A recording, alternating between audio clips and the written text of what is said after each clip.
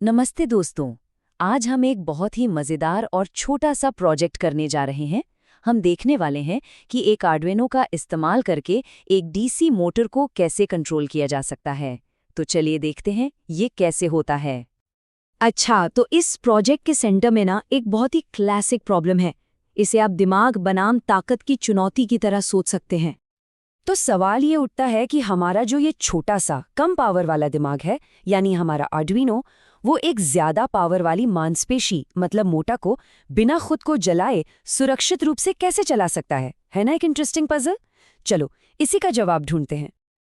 तो प्रॉब्लम की जड़ असल में यही है। देखो, एक तरफ है हमारा आर्डिनो अपना दिमाग, ये कम पावर पर चलता है पर है बहुत स्मार्ट। और दूसरी तरफ है ये डीसी मोटर, हमारी ताकत, जिसे चाहिए बहुत सारी पावर। अब अगर आर्डिनो सीधे सीधे मोटर को चलाने की कोशिश करेगा ना, तो बेचारा खुद ही जल जाएगा। तो फिर इसका सल्यूशन क्या है? हमें चाहिए एक बिचौलिया, एक ट्रांसलेटर। और यहीं पे एंट्री होती है हमारे हीरो की, L298N मोटर ड्राइवर। ये बिल्कुल एक अनुवादक की तरह काम करता है।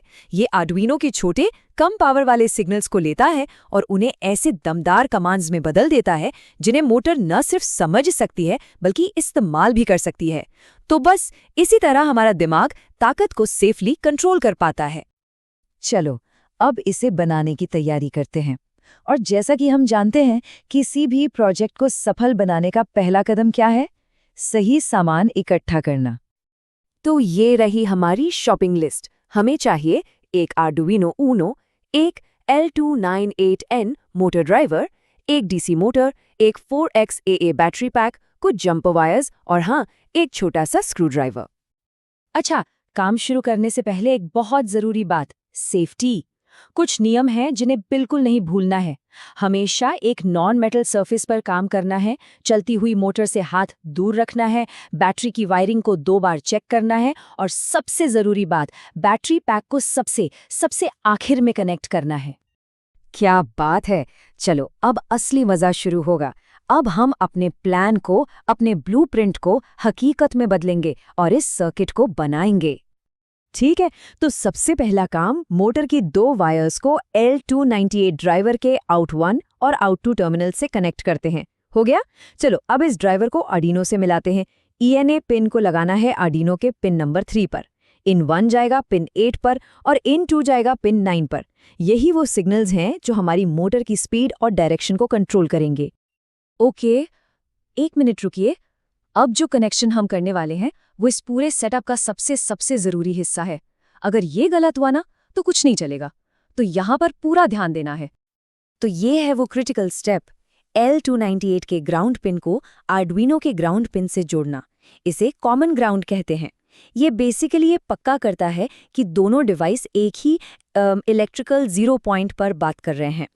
अब पावर देने से पहले बस एक बार तसल्ली से अपनी सारी वायरिंग को डायग्राम से मिला लो, पक्का कर लो कि सब कुछ अपनी सही जगह पर है।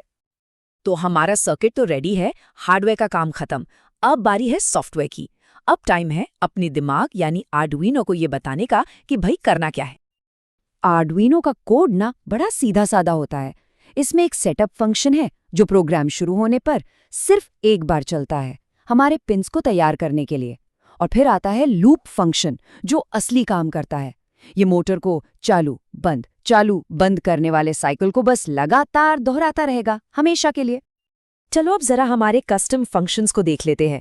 पहला है मोटर ऑन। ये मोटर को बताता है कि किस डायरेक्शन में घूमना है, एक डायरेक्शन पिन को हाई और दूसरे को लो करके। फिर एनालॉग राइट ENA 255 कमांड से हम इसे पूरी स्पीड से दौड़ने को कहते हैं। यहाँ 255 का मतलब है फुल पावर, 100%। और मोटर को रोकना, अरे वो तो और भी आसान है। जो मोटर ऑफ फंक्शन है वो बस दोनों डायरेक्शन पिन्स इन 1 और इन 2 दोनों को लो कर देता है। बस एक तरह से ये मोटर पर ब्रेक लगा देता है। तो सर्किट तैयार, कोड भी लिखा गया। अब वो पल आ गया है जिसका हम सबको इंतजार था, मोमेंट ऑफ ट्रूथ। देखते हैं हमारी मेहनत रंग लाती है या नहीं। ओके, अब इस सीक्वेंस को बहुत ध्यान से फॉलो करना है। सबसे पहले आर्डुइनो को USB से कंप्यूटर में लगाकर कोड अपलोड करो। जैसे ही अपलोड हो जाए USB केबल निकाल दो। और अब वो फाइनल स्टेप, बैटरी पैक को L298 ड्राइवर से कनेक्ट कर दो। याद है ना, सेफ्टी के लिए इसे आखिर में करना था।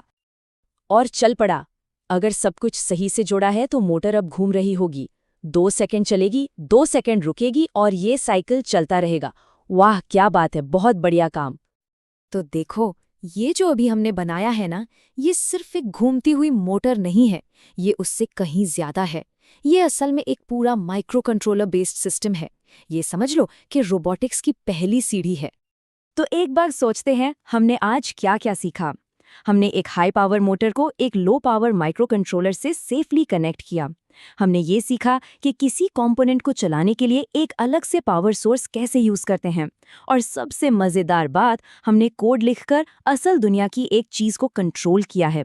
ये जो स्किल्स है ना, ये रोबोटिक्स और इलेक्ट्रॉनिक्स की दुनिया में बहुत बहुत जरूरी हैं। पर रुको, ये तो बस शुरुआत है।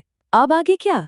क्या कोड में थोड़ा सा बदलाव करके मोटर को उल्टा घुमाया जा सकता है, या फिर इसमें एक सेंसर जोड़कर ऐसा कुछ बनाया जा सकता है कि जब कोई हाथ पास आए तो मोटर खुद ब खुद चल पड़े? सोचो, संभावनाएं तो बहुत हैं।